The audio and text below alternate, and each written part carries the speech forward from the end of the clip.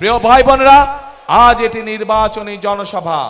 আমি আজকে মনে করি এই নির্বাচনী জনসভায় সাধারণত আমরা কি দেখেছি, নির্বাচনী জনসভায় আমরা দেখি যে সাধারণত এক দল আরেক দলের বিপক্ষে কথা বলে থাকে। কিন্তু আজ যদি আমি অন্য কোনো দলের বিপক্ষে কথা বলে থাকি, তাহলে জনগণের কি তাতে কোনো লাভ হবে?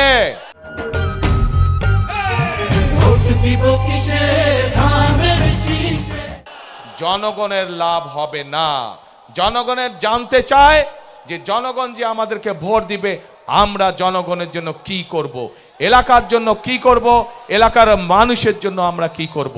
সেই জন্যই আজকে আপনাদের সামনে আমরা আমাদের দলের যে পরিকল্পনা, সেই পরিকল্পনাগুলো আমরা আপনাদের সামনে তুলে ধরেছি এবং এই পরিকল্পনা তুলে ধরার মাধ্যমেই যেই কাজগুলো করব, সেই কাজগুলো করার মাধ্যমে আজ আপনাদের সমর্থন আমরা প্রত্যাশা করছি, আপনাদের সমর্থন আমরা আশা করছি। প্রিয় ভাই বোনেরা, এই দেশটি, বাংলাদেশটি হচ্ছে 20 কোটি মানুষের দেশ। আমরা সকল সময় একটি কথা বিশ্বাস করি, দেশনেত্রী বেগম খালেদা জিয়া এত নির্যাতনের পরেও উনি একটি কথাই বলতেন যে এই দেশই হচ্ছে তার প্রথম এবং তার শেষ ঠিকানা। বিএনপির প্রত্যেকটি নেতাকর্মী, শহীদ জিয়ার প্রত্যেকটি সৈনিক, খালেদা জিয়ার প্রত্যেকটি সৈনিক বিশ্বাস করে যে বাংলাদেশই হচ্ছে তার প্রথম এবং বাংলাদেশই হচ্ছে তার শেষ ঠিকানা। কাজেই প্রিয় ভাই বোনেরা, এই দেশ আমরা বিশ্বাস করি জনগণই সকল ক্ষমতার উৎস, এবং যেহেতু আমরা বিশ্বাস করি জনগণই সকল ক্ষমতার উৎস, সেই জন্য আমরা জনগণের সামনে এসে দাঁড়িয়েছি। জনগণের সমর্থন নিয়ে, জনগণের ভালোবাসা নিয়ে, জনগণের শক্তিতে আমরা বাংলাদেশকে পুনর্গঠন করতে চাই। যেই বাংলাদেশে সাধারণ মানুষ, খেটে খাওয়া মানুষ নিরাপদে রাস্তায় চলাচল করতে পারবে, যেই বাংলাদেশে সাধারণ মানুষ নিরাপদে ব্যবসা বাণিজ্য চাকরি বাকরি করতে পারবে, যেই বাংলাদেশে মা বোনেরা নিরাপদে কর্মসংস্থানের ব্যবস্থা করতে পারবে, নিরাপদে পথে চলাচল করতে পারবে, যেই বাংলাদেশের শিশুরা, ভবিষ্যৎ প্রজন্মরা তাদের শিক্ষা ব্যবস্থা সুন্দরভাবে করতে পারবে, যাতে করে তারা মানুষ হয়ে গড়ে উঠতে পারে, যেই বাংলাদেশে তরুণ সমাজেরা, যুব সমাজের সদস্যরা তাদের লেখাপড়ার পরে কোনো না কোনো একটি কর্মসংস্থানের ব্যবস্থা করতে পারবে, তাদেরকে বেকার থাকতে হবে না। যেই বাংলাদেশে আমরা এমন একটি বাংলাদেশ চাই, যে বাংলাদেশে মানুষ অন্তত ন্যূনতম চিকিৎসা ব্যবস্থা থেকে, চিকিৎসা সুবিধা থেকে বঞ্চিত হবে না।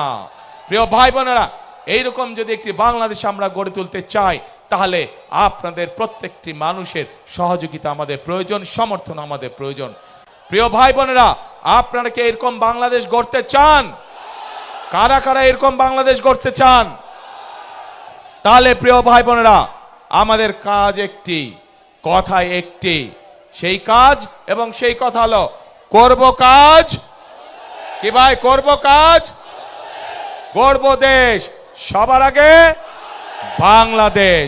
প্রিয় ভাই বোনেরা, আমরা আন্দোলন করেছি, আমরা 71 সালে যুদ্ধ করেছি, আমরা এই দেশকে স্বাধীন করেছি। 2024 সালে আমরা ছাত্র জনতার অভ্যুত্থান দিয়ে এই দেশের স্বাধীনতা রক্ষা করেছি। এখন আমাদেরকে দেশকে গঠন করতে হবে, এখন আমাদের এই দেশকে তৈরি করতে হবে, এই দেশের অর্থনীতিকে, এই দেশের গণতন্ত্রকে আমাদেরকে মজবুত করে গড়ে তুলতে হবে, যাতে এই দেশের মানুষের সামনে একটি নিরাপদ ভবিষ্যৎ তৈরি হতে পারে।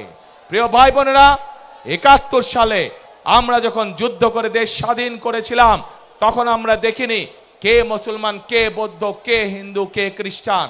আমরা 2024 সালের গণ অভ্যুত্থানে যখন রাজপথে সারা বাংলাদেশের মানুষ নেমে এসেছিল স্বৈরাচারের বিরুদ্ধে, আমরা দেখিনি কে মুসলমান, কে হিন্দু, কে বৌদ্ধ, কে খ্রিস্টান।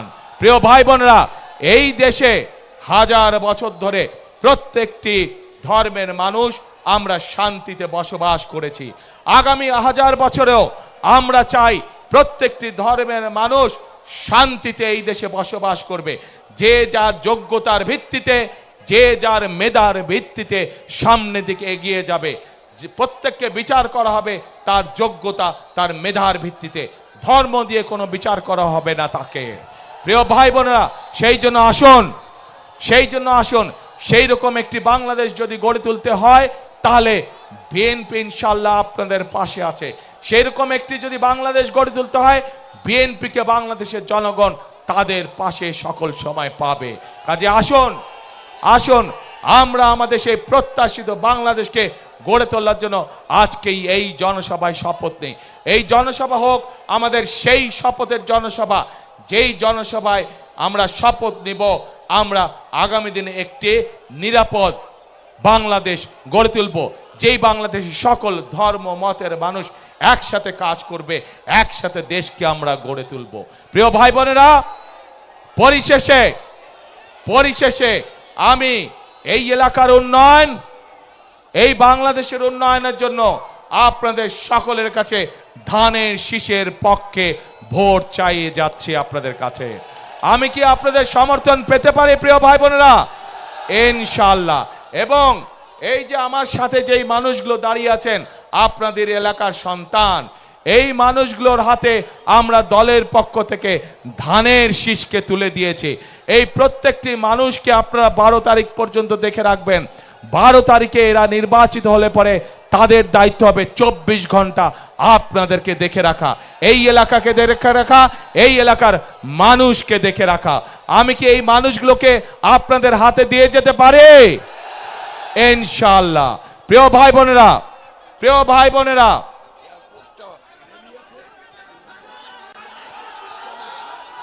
আমাকে মির্জা ফখরুল ইসলাম সাহেব বললেন যে এই এলাকার এয়ারপোর্টটার কাজ অনেক দূর এগিয়ে গিয়েছে। ইনশাআল্লাহ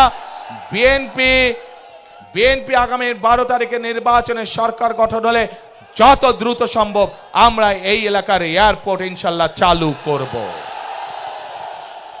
প্রিয় ভাই বোনেরা, আজ এই জনসভায়, লক্ষ মানুষের জনসভায় আজ আমি পরিশেষে আপনাদের সকলের সমর্থন ধানের শীষের পক্ষে চেয়ে আমার বক্তব্য শেষ করছি। ইনশাআল্লাহ আগেও যেমন আমাকে পেয়েছেন আপনাদের পাশে, ইনশাআল্লাহ ভবিষ্যতেও পাবেন আমাকে আপনাদের পাশে। আল্লাহ হাফেজ। বাংলাদেশ জিন্দাবাদ, বাংলাদেশ জাতীয়তাবাদী জিন্দাবাদ। শেষ কথা একটাই, করব কাজ কে? গর্ব দেশ সবার আগে, বাংলাদেশ সবার আগে, বাংলাদেশ। আল্লাহ হাফেজ।